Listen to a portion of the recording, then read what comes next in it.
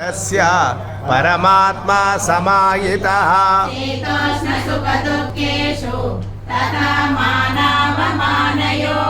ज्ञान विज्ञान तृप्तात्मा कूटस्थो विजितेन्द्रियः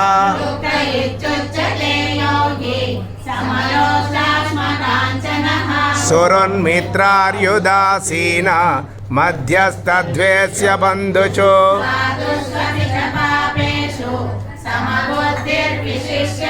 योगी युञ्जीत सततम् आत्मानं रहसि स्थितः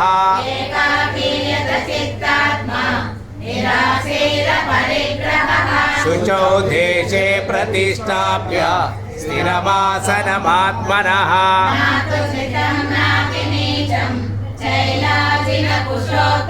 तत्रैकाग्रं मनः कृत्वा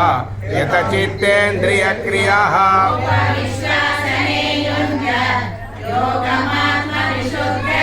समं काय शिरो ग्रीवम्